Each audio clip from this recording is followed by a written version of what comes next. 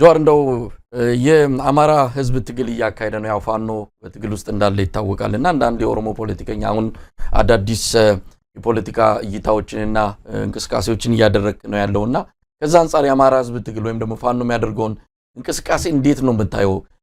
የኦሮሞ ህዝብ ከዛ አንፃር መስጋት አለበት?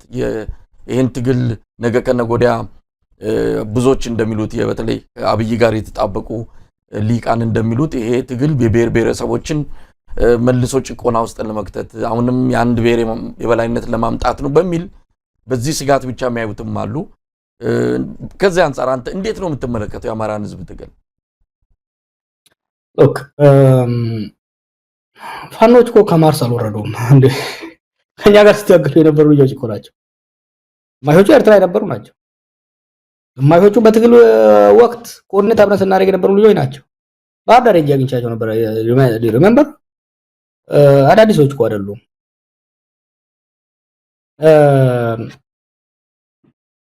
በተለይ ደግሞ ከትግራይ ጦርነት ከፕሪቶሪያ ስምምነት በኋላ ክህደት ተፈጸመብን የሚል ስሜት ውስጥ ገብተው ልዩ ኃይሉን ለማፍረስ የተሄደበት ሂደት ሁሉም ነገር ንዴት ውስጥ ስላስገባው ሪሜምበር ገና ፋኖ ጠመንጃ ይዞ ጫካ ሳይገባ ከነያስ ቤት ጋር ኢንተርቪው ሲሰጥ ፋኖ ትጥቅ መፍታት አለበት የሚል ነገር እና ቢሲ ያመጡ ነው። መጀመሪያ አይምሮ መፍታት መፍታት አለበት። የነፍጥ መፍታቱ ነፍጥ ማስቀመጡ ቀላል ነው። መጀመሪያ ተካርኩ የሚለው ስሜት ለጥቃት ልጋለጥ ነው የሚለው ስሜት ካልተፋቀ በስተቀር ነፍጥ ለማስፈታት መሄዱ ወደ ግጭት የሚያደርሰው እያልኩ ስናገር ነበር።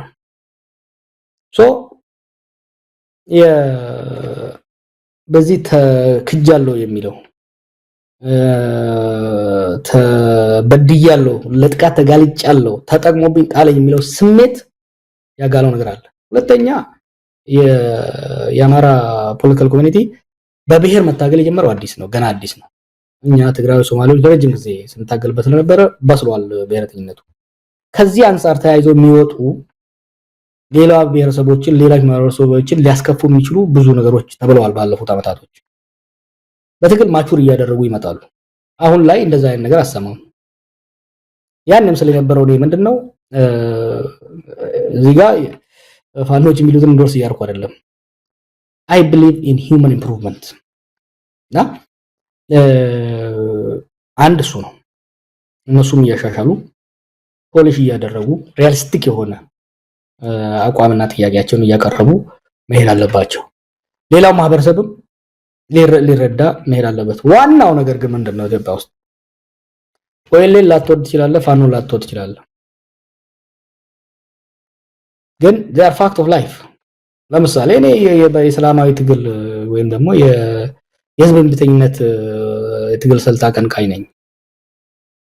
ከአርምድ ስትራግል በነፍጥ ከሚደረግ ትግል ይልቅ ህዝባዊ እምቢተኝነት ማምን ሰው ነኝ። በዛ ነው ስራ የነበረው። አሁን ባለው ኢትዮጵያ ሪያሊቲ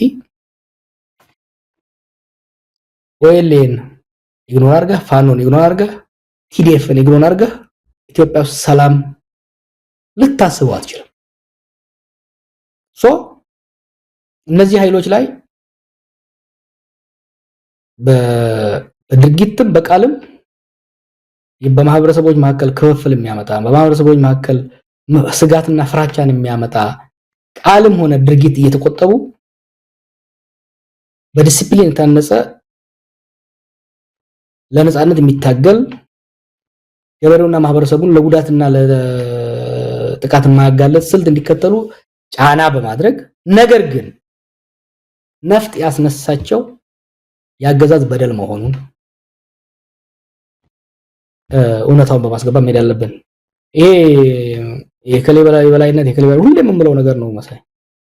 እንደ ኢትዮጵያ ህብረ ብሔር በሆነበት የብሔር ንቃት ኮንሽስነስ ከፍተኛ ደረጃ በደረሰበት ሀገር ውስጥ የአንድ ቡድንና የአንድ የበላይ ቡድንና የአንድ ግለሰብ የበላይነት ለማፍጠር የሚደረግ ሙከራ ኪሳራ ነው። ይሄን እኮ በህዋት ዘመን ነው ስንል የነበረው። ውጤቱ ምን ሆነ? ከዛ በኋላ አብይ ወደ ባሰው አመጣው። የአንድ ግለሰብ የበላይነት ለማምጣት ከኪሳራ ውስጥ ከተተን እና አሁን ደግሞ ነው አንደኛ አይቻልም። ኢትዮጵያ ውስጥ እንግዲህ በኋላ አምባገነናዊ የግለሰብም ሆነ የፓርቲ አምባገነናዊ ስርዓት ሊሸከም የሚችል የህዝብ ጫንቃም የለም፣ ሊጭን የሚችል መንግስታዊ አቅምም የለም፣ ሊኖርም አይችልም። ስቴት ካፓሲቲም የለም፣ ፖፑላር ቶለራንስም የለም። ስለዚህ የወያኔ የበላይነት፣ የህወሓት የበላይነት፣ የፋኖ የበላይነት ይመጣል ወይ ደግሞ ልናመጣ እንፈልጋለን የሚለውም ይመጣል ብሎ የሚሰጋውም ፕራክቲካል አይደለም። እናመጣለን ብሎ የሚያስብ የታጠቀ ኃይልም ካለ ሪያሊስቲክ አይደለም። በመላው ኢትዮጵያ ወያኔ በኦሮሚያ ላይ የበላይነት ሊይዝ አይችልም። ፋኖ በአማራ ክልል ላይ የበላይነት ሊይዝ አይችልም። ህወሓት በትግራይ ላይ የበላይነት ብቸኛው ሆኖ መቀጠል አይችልም እንደ ድሮ። we're seeing the challenge አሁን we're seeing it እኮ።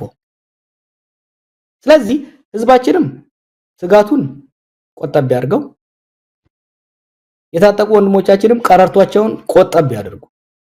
ከእንግዲህ በኋላ ኢትዮጵያ ውስጥ ተወያይቶ ተደራድሮ ተቻችሎ ከድርድር የተረፈውን ለህዝብ ውሳኔ አቅርቦ ብቻ ነው አብረን መኖር የምንችለው። ይሄ ነው